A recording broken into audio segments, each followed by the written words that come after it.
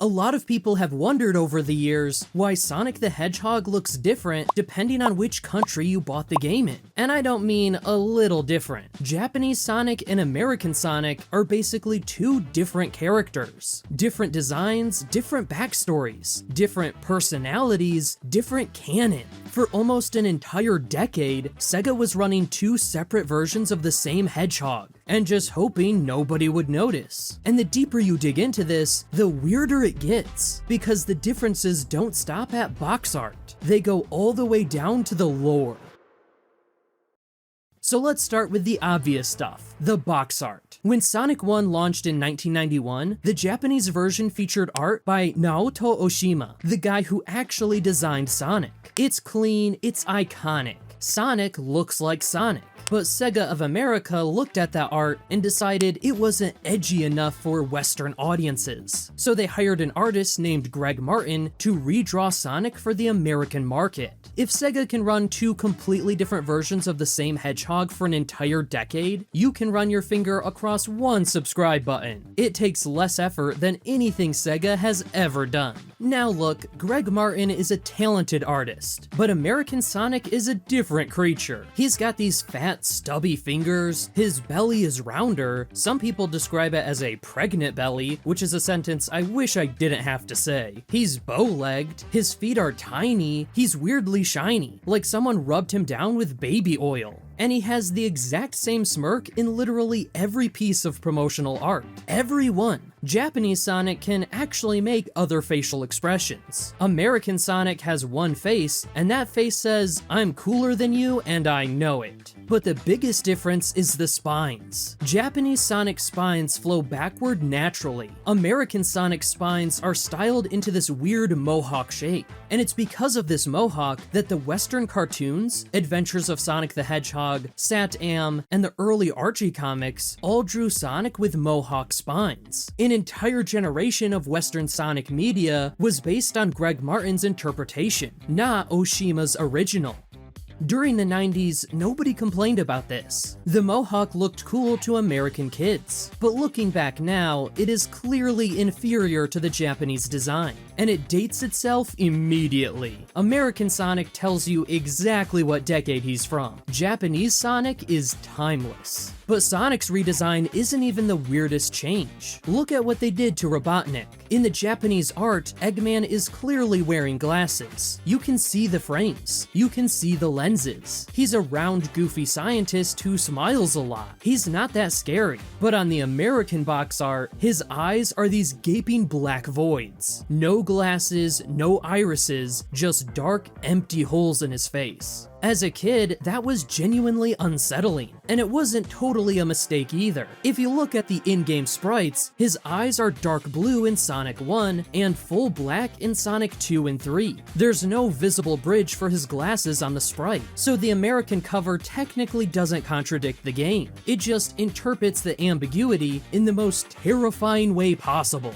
This carried over into most of the Western media. The Archie comics gave Robotnik black eyes with red pupils. The UK's Fleetway Sonic the Comic started with the void eyes before eventually switching styles. Same character, two completely different levels of menace depending on which side of the ocean you were on. But the design differences are just the surface, because Sega of America didn't just redraw Sonic, they rewrote him. There's a document called the Sonic Bible, an internal design guide that Sega of America created for licensees and marketing partners. It contains a completely original backstory for Sonic that has nothing to do with anything Sega of Japan ever wrote, and it's wild. In this version, Sonic was originally a brown hedgehog named Sunny who lived in Nebraska. He had a mom and 5 sisters, and his dream was to become an Olympic runner. He meets a friendly scientist named Dr. Ovi Kintobor, who builds a treadmill that Sonic runs on so fast, he turns blue. Then Kintobor has an experiment go wrong involving the Chaos Emeralds, and a hard-boiled egg transforms into the evil Dr. Ivo Robotnik. Kintobor, Robotnik, it's an anagram. That's the whole thing. By the later drafts, they cleaned it up a little. Sonic lives on a planet called Mobius instead of Nebraska. The weird hedge family got replaced by the animal friends from the game, but the Kintobor origin stuck around and was considered the official Western backstory for years. A promotional comic from fall 1991 told this origin story. The UK book Stay Sonic reprinted the Kintobor backstory almost word for word, and it became the foundation for Fleetway's Sonic the Comic. The Sonic Bible also listed official Western names for the animal friends: Johnny Lightfoot for the rabbit, Porker Lewis for the pig, and Sally Acorn for the squirrel. That last name would go on to be used for the princess in the Sat-Am cartoon and the Archie comics. This Kintobor stuff was technically the official Western canon all the way up until Sonic Adventure in 1998. You can even find it on a snapshot of Sega's official website from 1997, listed under Sonic's biography. In 1997, Sega of America was still officially telling people that Sonic used to be named Sonny and lived in Nebraska. And it wasn't just the backstory. The actual personality of Sonic was different between regions.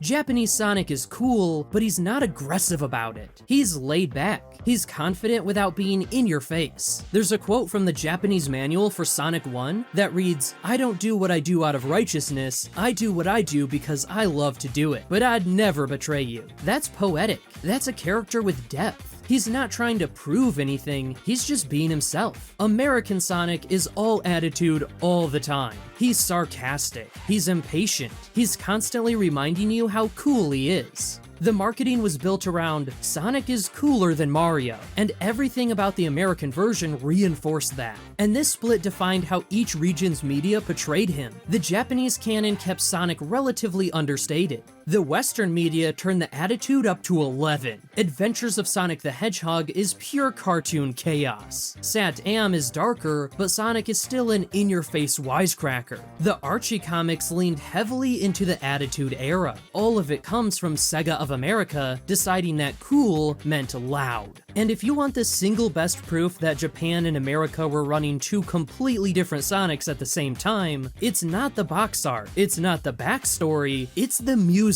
Sonic CD has two entirely different soundtracks depending on which region you played it in. Not remixed, not rearranged, completely different compositions by completely different composers.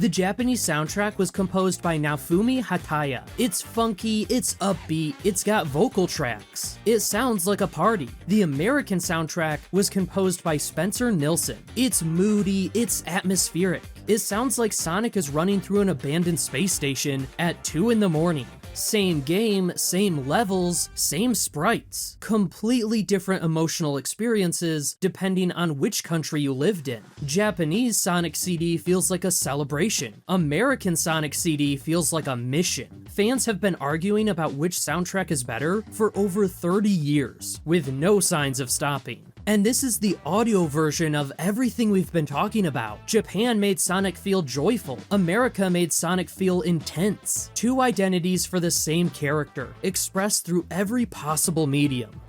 This all changed with Sonic Adventure in 1998. Sega decided to sync the canons. The Japanese version became the definitive version. Robotnik started being called Eggman worldwide. The Kintobor backstory was quietly retired. Mobius disappeared. Sally Acorn in the Sat-Am cast became non-canon to the games. American Sonic and Japanese Sonic finally became the same character. But the fingerprints of the split are still everywhere. Classic Sonic in Sonic Generations actually borrows design cues from Greg Martin's American version. The more pronounced eyebrows, the little brow fur between the eyes, the slightly bent ears. Even after the reunification, the American design left its mark.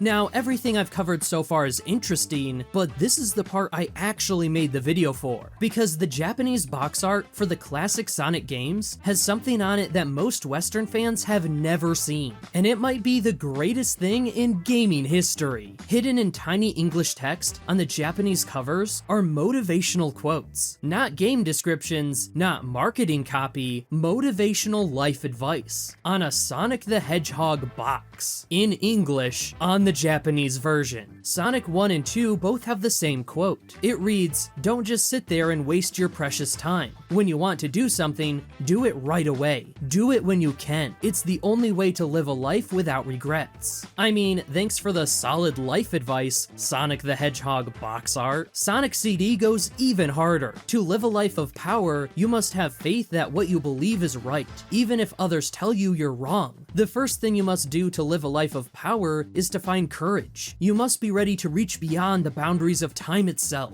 And to do that, all you need is the will to take the first step. That's on the front of a video game case. That's not a quote from a self-help book, that's Sonic CD. But the back of the Sonic CD case is even better. It says, "Ask not what others can do for you, but what you can do for others." And it's attributed to Sonic. Sonic the Hedgehog just paraphrased John F. Kennedy's inauguration speech on the back of his own game, and credited himself in 1993. And then there's Sonic and Knuckles, and this one broke me. Sonic races the green fields. The sun races through a blue sky filled with white clouds. The ways of his heart are much like the sun. Sonic runs and rests. The sun rises and sets. Don't give up on the sun. Don't make the sun laugh at you. Don't make the sun laugh at you. I have no words. Nothing I could say could possibly be funnier than that text. That's what they call a checkmate. Meanwhile, the American version had Greg Martin drawing Sonic with the same face for the 15th time on a black background. Two different worlds. So that's the full picture. For almost a decade, Japanese Sonic and American Sonic were two separate characters sharing the same games. Different designs, different villain eyes, different origin stories, different personalities, different soundtracks, different box art philosophies. One version had a mohawk and an attitude problem. The other was quietly putting life advice on the packaging in a language most of its audience couldn't read. And honestly, I think that says everything about the difference between how Japan and America approach this character. America wanted Sonic to be the coolest thing in the room. Japan wanted Sonic to be the wisest. If you made it this far, drop a comment with your favorite Japanese box art quote. And if you grew up with the American design and didn't even know the Japanese version existed, I want to hear about that too. If you want more Sonic deep dives, the true villain hiding in every Sonic game and the copycat Sonic games video are both right here. I'll see you in the next one.